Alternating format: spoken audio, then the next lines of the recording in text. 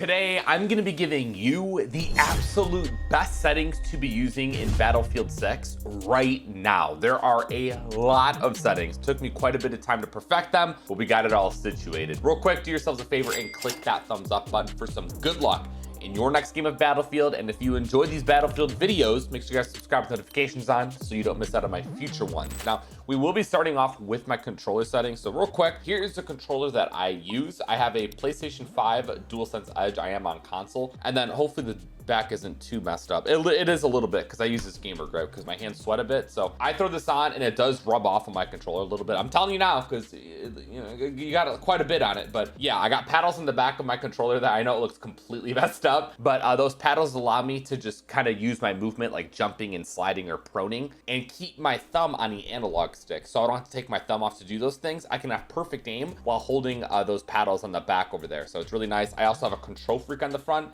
for just better aim overall.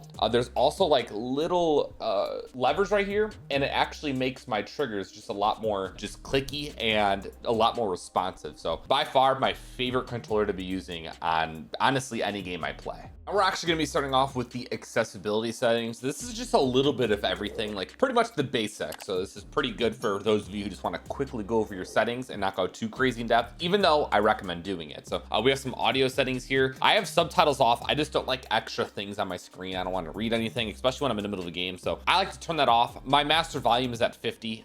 This is just for my headset specifically. Anything over this is just a little too loud. Obviously, adjust that accordingly. Moving down here, my world brightness is 50. For some reason, when I initially got on the game, it was at 0. I hopped in the firing range to just test my settings out. My game was so dark. I'm not sure if any of you guys had an issue with that, but if your game's feeling dark, please check your brightness settings because that is definitely a pretty big issue there. World and weapon motion blur are both 0. I highly recommend making it 0. Your game's just going to look a lot smoother and just play a little bit more crispier. Obviously, have motion blur on, it's just going to be blurry. It doesn't really make sense to have that on. My camera shake amount is 50, so when I'm moving around or just doing anything, the camera won't shake as much as it would if this was cranked up a little bit more there. The rest of these were pretty much left default. Next, we have ourselves controller settings, a few of them. Controller vibration is off. Listen, there ain't no reason for my controller to be shaking when I'm in the middle of a gunfight or doing anything. So please turn this off. If you have it on, it may take some time to get used to, but I think you're gonna thank me and yourself later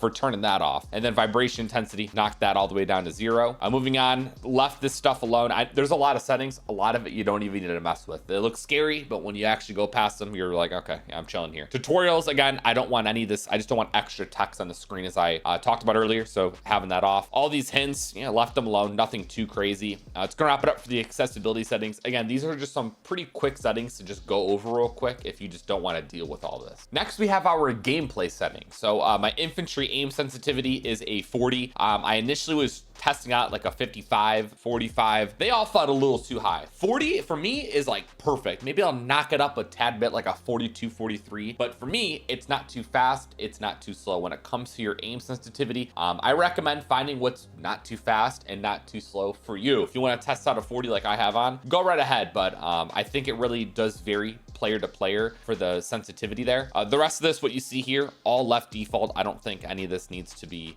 touched in my opinion. So I'll just continue to go down if you want to copy any of that. We do have my interact and reload behavior. I have prioritize interact. It just makes things a lot quicker for me personally. So that's why it's on prioritize interact. You obviously have some other options like prioritize reload, but I really like prioritize interact. It makes everything really quick. Vehicles, I don't really plan on using them. That it's just transportation. So I didn't mess with any of that. Aim assist. This is obviously incredibly important. The infantry aim input curve, I have it on Battlefield 4. It felt like the absolute best, at least for me, especially during the beta. So having this on, I was landing every single shot. I recommend having this on as well. The rest of this, infantry aim assist, all 100 right here. Keep all that 100. You have your infantry zoom input curve. You got a bunch of different options here, and I went with Battlefield 4. I didn't change it till right now, so there you go. Infantry aim assist zoom snap is 100. 100. The rest of this all here was left default. So very straightforward. Again, there's a lot of different settings. When you really break it down, you don't really need to mess with them. So those are my gameplay settings. Next, we have the campaign settings. I'm honestly not going to go over anything here because it does vary person to person. It's just, you know, the HUD, the difficulty, tutorials and subtitles. So there's literally nothing to go over. So I don't plan on playing the campaign, so I'm not going to mess with those. Next, we have the most important stuff, at least to me, and that is the controller settings. There's a lot here. So starting off, we got the controller settings right here. Here's my infantry aim assist once again, or sensitivity. It is a 40. My field of view is a 115. I don't like it completely maxed out. Again, we're on some bigger maps, and when you're that zoomed out, it's a little bit harder to see enemies far away. I like to play at a 115 because I do still get zoomed out, but it's not super zoomed out. And I think 120 is a little too much, at least for me personally. I think most people might like to hang around like a 105, 110. I like that extra 5. I'm at that 115.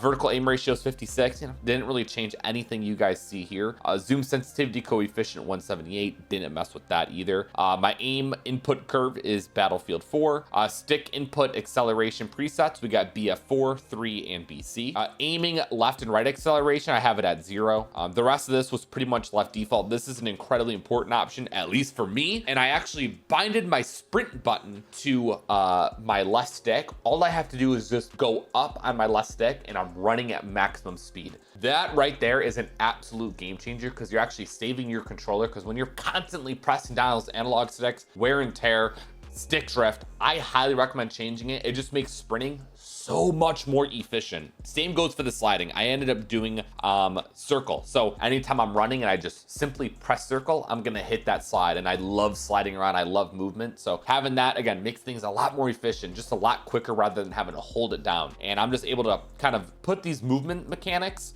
to pretty good use very quickly. Again, going up on your left stick, just simply pressing circle. Game-changing binds, at least for me. I highly recommend trying them out. Again, I'm coming from Call of Duty, so having my sensitivity and my movement feel like COD is just gonna make me personally feel a lot more comfortable on the game. Everything else here, again, left default. I know looks scary and whatnot, but we come down to our zoom aim sensitivity. So when we're aiming, we have a different sensitivity. I have mine at 72. I wanna take advantage of aim assist as much as I possibly can. I'm on controller, might as well. And when it's a lot lower like this and you start latching onto the enemy, it's easier to hang on to that enemy with that lower aim sensitivity. So after the 3 zoom, I'm a little too zoomed in. I want to kind of drag that around a little bit more. So after the 3 times zoom, I like to just keep it pretty much a default from there. Again, here are the other settings here. Interact and reload behavior. Again, prioritize interact. Everything after that, all of this was left default. I turned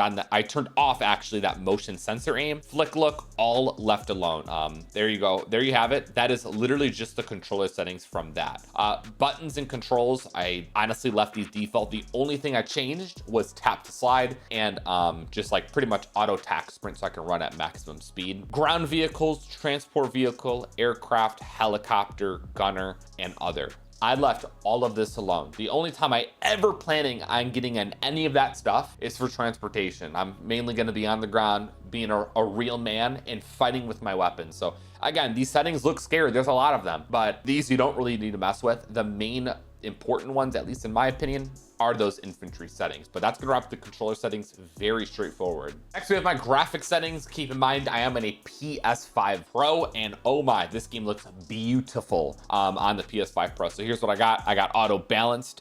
World brightness, I have it at 50. Again, mine was at 0 for some reason. 50 is perfect. UI brightness is 50. My sharpness is 55. It adds a little bit more textures to the game. Here's my field of view once again. We already went over world and weapon motion blur. Those are 0. My weapon field of view is wide. So my weapon appears smaller on screen. That just kind of frees up space behind it so I can see where enemies are at. I don't need my weapon to be big in my face. I don't really want that at all. Vignette, make sure you turn this off. It actually makes your game a lot darker. So imagine having 0 brightness and this on. Yeah, you can't see anything. It's like HDR Pro. It's actually really, really broken. So yeah, turn that off and then make sure that brightness is up. Film grain, I have that off as well. Here are my HUD settings. all of this stuff is on. Again, I didn't really need to mess with any of this too much. Same goes for the rest of the settings you see down here. Again, graphic settings, there's not too much to go over here, especially when you're on a console. So yeah, copy this down. Your game's gonna look absolutely beautiful. Moving on, we have my audio settings. Again, master volume is 50. It's just perfect for me. Music volume, I have it on 25. It was a little too loud in my ear, so I want to knock it down a little bit. Everything else I have on. I think this is all important audio, like call outs or sound effects and enemies footsteps or people reloading. You know, that's important stuff, so I have that all cranked up. Controller speaker volume, I don't want to hear my controller, so I turn that to 0. Sound system, just headphones, you know, nothing too crazy. But the audio mix being war tapes, the audio is significantly better on war tapes. I highly recommend changing it. I mean, no matter what sort of headset or audio you're using, boy, oh boy, you put this mix on, it is gonna sound like you're actually out there in the battlefield. Here's my voice chat stuff. You know, nothing too important to go over there. And then moving on, all this left default. Again, not much needs to be changed when you're actually looking at these settings, but that is it for my audio settings. And last, but certainly not least, system settings. Again, this is very straightforward, nothing too crazy. I got the crossplay on there, show player created content, sick. If you guys want streamer mode, anonymous mode, it's already built into the game. Turn it on if you'd like. I think the most important thing in the system settings here is mini map. So I like to have mine large. I think my mini map's really important. It gives me a lot of information. So the only thing I changed right here was just making my mini map a lot bigger, and just on my screen, I'm able to actually see the red dots and whatnot. I like that a lot. After that, again, I didn't really change anything crazy there. So that's gonna wrap it up for today's settings video. Again, when you really break things down and really look at the settings, it's not as bad as it seems at first, but I hope these helped you out. Again, I spent so much time. I spent like 30 to 45 minutes just making sure these settings are absolutely perfect. So if you guys have any questions, comments, or concerns about what I went over, let me know in the comments. That's gonna wrap today's video, man. Hope you guys enjoyed. I'll see you in the next one. You guys all stay safe. Have a great day, and I'm out. Doses.